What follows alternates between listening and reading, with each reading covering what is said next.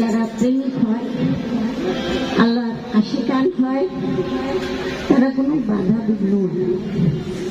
তাই একদিন শালিগ পাগল দূরে এসে থাকা দিতেছে, আর কি হইতেছে সেদিকে খেয়াল নাই, তার অন্তরটা ভালো লাগতেছে।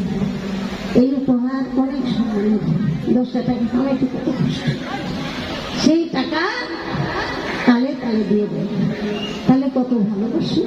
এটা হলো ত্যাগী মন, তাই যে হয় ত্যাগী সে হয় যোগী। আমি